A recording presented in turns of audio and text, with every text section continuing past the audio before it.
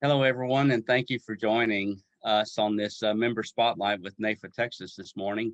I'm Jason Talley, a past president of NAIFA-Texas and the current national committeeman for NAIFA-Texas, and I'm excited to be here this morning with Doug Massey. Doug is a past president as well with NAIFA-Texas. He is the former NAIFA-PAC chairman on the National NAIFA-PAC committee, which is a big deal, and we appreciate his service there, and the newest and most recent inductee to the National Board of Trustees at NAIFA. So Doug, welcome this morning. We're glad you could make it, and we're looking forward to learning more about you as we go through this conversation. Well, thank you. Thank you for asking me, and thank you for agreeing to do this. You probably know, through our relationship, you probably know the answers to most of these questions, but I hope you can get through it all. Oh, I do. I know a lot of the answers. Some we won't disclose Yeah, you know a lot. today. You probably know a lot you don't need to talk about, but let's don't go there.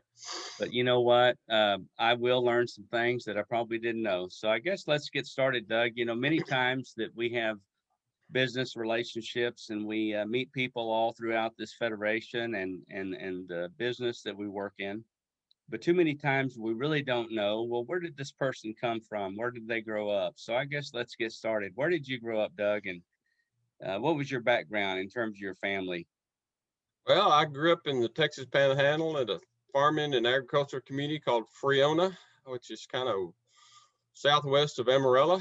Our family farmed until I went to college in about 1980, and that's the last year that we farmed. And I went off to college, and so I grew up. Actually, when I was growing up, I thought I'd grow up and be a farmer, but that didn't quite work out. So I guess here I am. Yeah. Well, be thankful for that because that farming's pretty tough. Yeah, yeah. People that have that kind of background, such as yours, coming from the country, I think it's very important to include that in your story because people such as yourself are very grounded and they grew up on great American values, and we're thankful for that. I think you even Absolutely. grew up showing some pigs in your day. I did. We raised pigs and went to stock shows all over the Panhandle. And you talk about teaching a work ethic and business practices and responsibility. And I think I wouldn't trade for growing up in the environment and the place that I did. Wouldn't trade for it at all. You bet. Well, I would agree with that, and I have a similar upbringing too, and so I appreciate that. Doug, we've known each other a long time, and I respect your professionalism, and I respect you as a well-versed person in this industry. And so, what was your inspiration to serve at the national level? We know that you've come up through the ranks from locals to state to national. Give us a little thought on that. Well, to kind of get on the national stage, it really kind of happened. I had never really put a lot of thought into it. I always wanted to serve on the NAIFA-Texas board or as a regional. When I first started, we were called regional directors, and we had a handful of associations, and it was kind of a regional system. And I'd kind of positioned myself. I'd gone back through their local chairs twice. The second time, I kind of positioned myself to possibly run for and elected as a regional director for our region, which included Odessa, Midland, Abilene, and San Angelo. And well, that came about, and I won that regional director's election and stayed on the NAIFA-Texas board for several years, and kind of decided to pick my spot and run for secretary, which was kind of the stepping stone to go through the chairs. And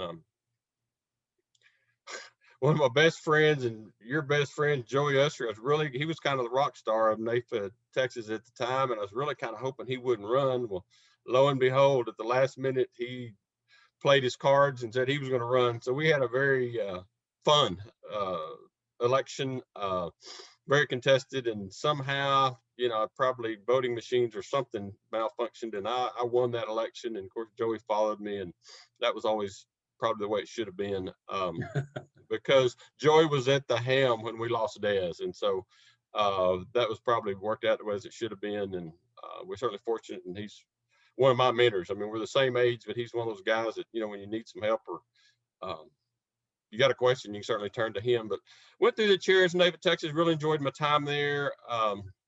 At the end of that, they're going through the chairs and serving on all the committees. I'd never served on the Texas PAC committee. So I really wanted to stay involved. And so I was Des asked me what I wanted to do after I'd finished my term as president. And I said, well, I want to come back around and get on the PAC committee, the state PAC committee. And, maybe someday I can be the state PAC chair. Well, we were in Las Vegas that year at the national convention, and Des introduced me to John Brookings, who was the national PAC chair. And I told him that story and I was going to come back and hopefully someday be the Texas PAC chair. Well, he looked at me a little cross-eyed and he said, I'm putting you on the national NAIFA-PAC committee, and can you be in Washington, D.C. in November? And I was kind of like, well, I guess. So I was kind of rude awakening when I did it. I guess I was approved, whatever process they used, and found myself in Falls Church at NAIFA's home office. And I think the biggest impression I got right then was, wow, of the amount of money that we raised nationally, and the process in which we made those contributions to those candidates. And that was the most eye-opening thing. I had no idea we were raising in excess of $2 million a year, right, and distributing that. And so that's a great story. I want to just let people know, you mentioned Des. Some may not know who Des Taylor is, but Des Taylor was one of our former CEOs of NAIFA-Texas. And folks, I will tell you that he was a real inspiration to Doug, myself, and others. Absolutely. That served on that board. And he was really a teacher. We learned a lot of great things from him. And so he was one of these folks that would see opportunities in you before you saw them. And Absolutely. He saw that there was a great deal of passion that you had, Doug, for the industry. And we appreciate you following through on that, because you have to accept the answer to do it, accept the call, and you did. And we appreciate that. So you've been on the National PAC since 2013? Yes, that was the year that I finished my term as NAIFA-Texas president in I guess June of 2013, and that fall we were in Las Vegas, and by the end of the year, or beginning of the next year, I guess 2014, I was on the PAC committee, the National PAC committee, and that was a real learning experience, working with people from all over the country. And it's really interesting. A couple of years ago, I was asked to serve as the chair of the candidate selection committee, and that's this not well-known group, but that's the group of members that decide how we divide this money up and what candidates we support, which ones we don't, where we allocate this, some $2 million during an election cycle of just the national PAC. And so I served on that committee a little bit, and I was asked to serve as a chair for the last 2 years, and Tom Michaels has asked me to serve as the chair of that committee again for the next 2 years. That is really, really interesting. We all kind of think, all the NAIFA-Texas NAIFA members think alike. Well, let me tell you, we've got some, I don't know if anybody knows that I'm pretty much a conservative Republican, but we've got some liberal Democrats in our midst. And that's a little bit of a surprise. But, there's some of our best members. We've got to work across the aisle. I've got several on that committee, work with them. And, there's a lot of things we don't agree on, but when it's all said and done and over, we sit around and visit. And actually, it was one of those members who I'd butted heads with. I didn't think we agreed on anything. He pulled me aside one day and said, why don't you consider running for a national trustee? And I was like, that's quite a compliment coming from you. And he said, no, you do a great job, and I'd like to see you run. I thought, well, wow. So that was kind of interesting, but we all work together good. It's sometimes like herding the cats, but it's a real interesting, the footprint that our association has and how the PAC opens those doors for us, and all the successes we've had. And a lot of it goes back to the relationships that we've built, and some of those relationships got built through PAC contributions and getting involved in those campaigns. So that's just kind of, to me, it's where the rubber meets the road.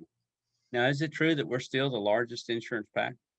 The rankings will come out. That's actually done by a website and an organization called Open Secrets. We will be very close. We kind of stumbled, but we actually saved a little money back. We could have easily been, we have the money in the reserves If we're not, we could have been. We held back about $600,000 from the 2020 election cycle to carry us over into the what we look at in the election cycles, the 2022. That will be a very interesting. Of course, it'll be congressional races, the narrow margins that it looks like we're going to have in the House and the Senate. So that will be a real interesting election cycle. And so we saved a little bit of what we call gunpowder for this next cycle. We don't get involved in presidential politics. As the National PAC, we contribute to the House and Senate members and select committees, maybe a little more than others, but we saved a little bit of money. So I don't know that we will be for this cycle, but we're going to have a huge head start into this 2022 cycle, which we think will be even more important. You bet.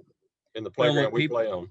And we have held that title for a number of years. Yes. I mean, it's a number of years. There is another organization that we work closely with that is doing an outstanding job, but they, our money comes from our members, out of their commissions and out of their take-home pay, and where the other organization is funded by some of the insurance companies and some of the larger marketing organizations. And so, they've got resources that we just don't have. Yeah. No, I totally understand that. Well, let's go on to a few other questions here. I guess the other thing is, well, why do you really think advocacy is important? And then a follow-up to that is, what victories have we seen as a result of our advocacy efforts? Well, so many things that we've advocated, some of them small, some of them, bigger wins. I think one of the bigger wins, and I come back to just Texas and our involvement in the Texas legislature as an association. I don't know exactly the time period. It's roughly 20 years ago. It's kind of when I got started. The NAIFA-Texas, or TALU at that time, actually had decided that they wanted to get legislation passed that creditor protected our products, the life insurance proceeds, life insurance cash values, and our annuity values protected from creditors. And we knew it was going to be a battle, or our leaders at that time knew it was going to be quite a battle. And we're going toe to toe with the banking industry, and they were opposed to it. But we had the right thing, the right legislation, and we were doing what was right for our customers and our clients. And so it's a hard fought battle, but we ultimately won. And that's one of the reasons that our products are creditor protected in Texas from the banks and you bet. Lawsuits and the like. And so that's one of our big wins. We did several years ago, I think this came up the year I was president, we did get our guarantee fund limits raised to where that our products and our values and annuities and the cash values of our life insurance are creditor protected for, not creditor protected, but protected from company failures and insolvencies and those kinds of things. So I remember that board meeting well. I was on the board as well at that time. Yes, you were. And the way that conversation just started is we felt it was important because we had just gone through the 2008 financial meltdown, and we sat around the board and decided this is what we want to do. And we started finding sponsors to sponsor that legislation and move forward. Yes, and got done. We built a lot of relationships during that, and you'll remember that time we built relationships with the Talley, the Texas Association of Life and Health Insurers. We built great relationships with I still continue to call them the Big I, but the Independent Insurance Agents of Texas. We had great relationships, and they certainly supported our efforts, and we built a lot of good relationships, and we still work with those associations today. Yeah, the other thing I'll mention too is the fiduciary rule. Vacating the fiduciary rule was a big issue. And that happened in your term, and that was of course a national thing. And and Texas is, we had a lot to do with that when the ACLI, American Council of Life Insurers, and NAIFA decided that the right thing to do was just file suit. Well, they chose Texas to be their partner, and you were at the helm at that time, and it was actually NAIFA-Texas, and then several of our locals at the time were plaintiffs in that lawsuit. And that was ultimately what got rid of rid of that. I mean, it was a huge win, and NAIFA-Texas was a plaintiff in that lawsuit that ultimately was ruled in our favor. You bet. So that was kind of a neat experience to go through, and I think members need to realize that because these things impact our business on a regular basis. I use that annuity, the protections that are in the insurance code and the property code on a regular basis. Absolutely. And if advisors aren't doing that, they're really missing the boat. Would you agree? Oh, absolutely. I mean, I talk about that several times a year. I mean, one of the largest annuity cases I ever wrote was directly when I communicated to the attorney who was trying to set up this complicated, expensive trust. And I explained to him, I said, we've got creditor protection from the insurance code. And he kind of scoffed. And I said, well, it's also in the property code. And he just like took it back. And I shared that information with him. And so ultimately I ended up writing the case, and didn't put the family through having to go through the trust and the administration and the expense of that. And so, no, I've used that numerous times. You bet. Well, you do a lot of investment work, especially annuity work. So tell me a little bit about how did you get in the business? I mean, prior to getting in the business, what were you doing? And then how did you get in the business? Well, I was going to college, and the guys that I knew that were in the insurance business seemed like all they did was travel to really exotic, cool places and play golf all the time. And I kind of thought, that's the lifestyle for me, and that's what I need to get involved in. And so it ain't quite worked out. I have been to some really neat places because of the industry, but I'm not playing near as much golf as I thought I would. But those were the guys that were hanging out at the country club, and it didn't seem like they had to do anything and made a great living. And I realized it was a little harder work than what I thought it was, and I'm sure they were working a lot harder than I thought they were. But that's kind of where I got started. And fortunately, I was single at the time, hadn't married, and didn't have to make a lot of money, and didn't. But then as time went on, I got a little luckier and a little luckier, and a few things fell into place. And, here I still am. You bet. Now, did you start totally from scratch and went out to get different contracts with providers or companies, or did you actually go to work for somebody, or were you independent from day one? Well, no, I actually went to work. I was 22 years old. I just turned 22 years old. Went to work for a company, Bankers Life and Casualty, and I didn't know it at the time, but their product was Medicare supplements. I was 22 years old. What did I have in common with those that were over 65? But I knew a lot of the folks in the agriculture community, and they were over 65, and I started calling on them, and my manager at the time was just blown away that I was bringing in annual premiums. And all the time I just quoted annual premiums, and these guys, they had the money, and they'd write me annual premiums. And my sales pitch to them was, well, if you pay it by the year, they can't go up on you. Well, my manager busted my bubble one day. He said, well, it's guaranteed not to go up in the first year anyway. Well, I just lost all my conviction in my sales pitch, but telling people they paid it by the year. But right, I realized I didn't have anything in common, very little in common. I was 22 years old, and my market was over 65. So I kind of really wanted to get in the life insurance business. So went to work, left Bankers Life and Casualty, and really started out as an independent. Just got me some individual life contracts, and went to work. Quick on that, I spent all my time studying product, and I thought it was all about the product. If I could find the best product, I would sell all of this business. And probably for the first 10 years I was in the business, I thought it was all about the product. And slowly, and guys like Van Miller and others would tell me it's not about the products, it's about the relationships. So when they finally beat that through my thick head, and I started working on relationships, it seemed like my business just took another leg forward. And you bet. Doug, you mentioned that, and there's a question here that talks about what would your advice be to a new advisor?